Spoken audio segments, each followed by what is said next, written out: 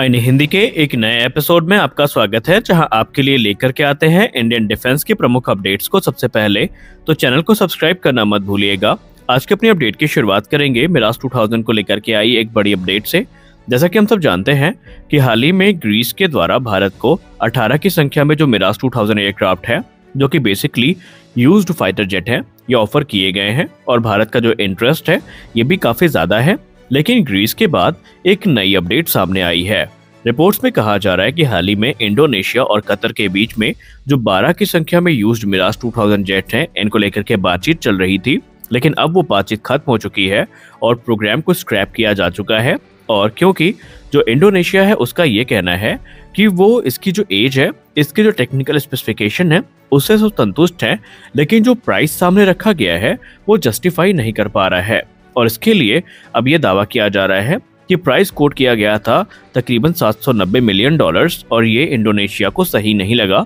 और वो प्रोग्राम से बाहर आ गए। अब क्योंकि इंडोनेशिया बाहर आ चुका है तो कुछ लोग ये मानते हैं कि भारत के पास एक बड़ी अपॉर्चुनिटी है इन यूज्ड मिराज 2000 जेट्स को खरीदने की, जिनका इस्तेमाल भारत के द्वारा किया जा सकता है। आपको बता दें कि कतर के ये मिराज 2000 जेट दूसरे मिराज 2000 के तुलना में थोड़े नए हैं, क्योंकि इनको वर्ष 1997 में डिलीवर किया गया था और अभी भी इनमें जो टेक्निकल लाइफ है वो बची हुई है। लेकिन जो चीजें कंसर्न पैदा कर रही हैं वो है इसकी मेंटेनेंस कॉस्ट और दूसरी चीजें। अब यहाँ पर भारत और पाकिस्तान पहले भी इस तरह के प्रोग्राम में एंगेज होने की कोशिश कर चुके हैं, लेकिन बाद में वो वापस आ गए हैं। और ऐसे में अब यहाँ पर ये माना जा रहा है कि अगर एक रीजनेबल प्राइस में भारत को ये ऑफर किए जाते हैं तब तो भारत के लिए ये एक अच्छी डील हो सकती है, अन्यथा भारत को इन एयरक्राफ्ट्स को इग्नोर करना चाहिए। अब यहाँ पर देखते हैं कि भारत का क्या निर्णय होता है कि क्या भारत कतर के सामने कोई प्रस्ताव सामने रखता है या नहीं। हमारी अगली बड़ी अपडेट भी मिराज 2000 जेट्स को लेकर के आ रही है।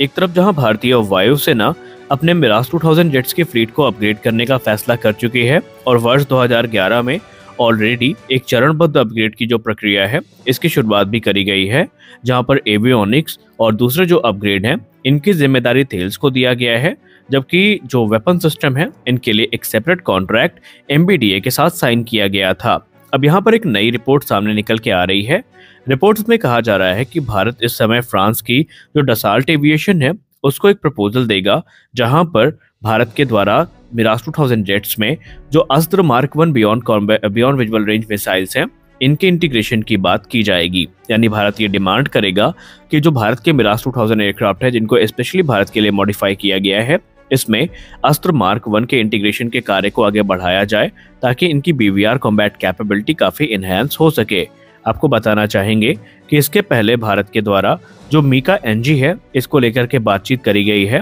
हालांकि जो सहमति है तो डसाल्ट एविएशन के द्वारा दी जा चुकी है, लेकिन सबसे खास बात यहाँ पर यह है कि अभी जो कंपैटिबिलिटी इश्यूज हैं इनको फेस करना पड़ेगा। हालांकि मीका NG की बात की जाए तो मीका NG की जो रेंज है ये मीका की तुलना में तकरीबन दोगुनी ज्यादा है, लेकिन अभी भी इनकी जो कंपैटिबिलिटी है इसको लेकर के प्रश्न चिन्ह बना हुआ है। इसके अलावा भारत ने मीका से पहले मेटियोर मिसाइल की मांग करी थी, लेकिन उस समय मेटियोर को लेकर के MBDA ने मना कर दिया था और उन्होंने कहा था कि इसके लिए जो अपग्रेड्स हैं ये बहुत बड़े पैमाने पर करने पड़ेंगे और वो फिर भी श्योर नहीं थे कि इस मिसाइल को इंटीग्रेट किया जा सकेगा भी या नहीं। लेकिन अब अस्त्र के केस में फिलहाल भारत को ये तो उम्मीद है कि डसाल्ट एविएशन से हरी झंडी मिल जाएगी, लेकिन इसके लिए एक्सपर्ट्स ये मानते हैं कि जो इंटीग्रेशन प्रोसेस है इसको बहुत ही सावधानी पूर्वक करना पड़ेगा, तब जाकर के इस मिसाइल का इंटीग्रेशन इसमें हो सकेगा। हालांकि अभी फ्रांस से मंजूरी मिलना बाकी है और अगर ऐसा होता है तो अस्त्र मिसाइल निस्संदेह जो BVR कॉम्बैट कैपेबिलिटी है मिराज 2000 की उसको काफी ज्यादा बढ़ाएगा।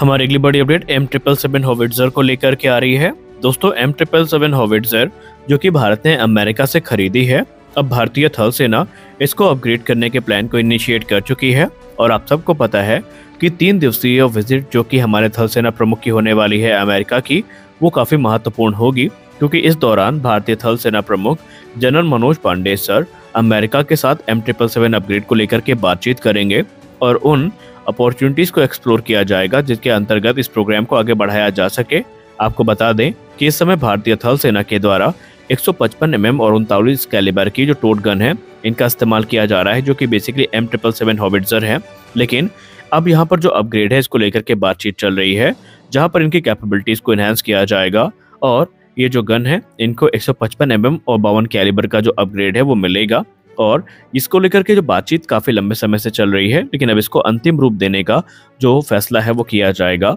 यहाँ पर इसकी जो रेंज है उसको बढ़ाया जाएगा और इसका जो ओवरऑल कैपेबिलिटी है ये भी अपग्रेड के माध्यम से इनहेंस करी जाएगी। हमारी अगली बड़ी अपडेट कल्याणी स्टील लिमिटेड को लेकर के आ रही है। कल्याणी स्टील लिमिटेड जो कि एक लीडिंग प्लेयर है इंडियन एरोस्पेस और डिफेंस सेक्टर में, ये अब अपनी टाइटेनियम मेटल और एरोस्पेस कंपोनेंट की जो मैन्युफैक्चरिंग प्लांट है इसको ओडिशा के दनकेनाल डिस्ट्रिक्ट में एस्टैब्लिश करने वाली है। आपको बता दें कि ये एक एम्बिशियस प्रोजेक्ट है जहां पर जो एरोस्पेस के इस्तेमाल होने वाले टाइटेनियम प्रोडक्ट्स हैं इनका निर्माण किया जाएगा। यहाँ पर जो टोटल इन्वेस्टमेंट होने वाली है ये 26,000 करोड़ रुपए की होगी और इस इन्वेस्टमेंट के बाद जो ये फैसिलिटी का निर्माण किया जा रहा है यहाँ पर टाइटेनियम प्रोडक्ट्स का निर्माण किया जाएगा और यहाँ पर जो फिनोमिनल ग्रोथ है इसको ये विटनेस करेंगे, ऐसा इनको उम्मीद है। गौर करने वाली बात एक ये है कि टाइटेनियम जो कि अपने स्ट्रेंथ के लिए जाना जाता है, लाइट वेट प्रॉपर्टीज के लिए जाना जाता है और खासकर कोरोजन में इसकी जो रेजिस्टेंस है ये काफ़ी अच्छी होती है और इसीलिए एयरक्राफ्ट मैन्युफैक्चरिंग में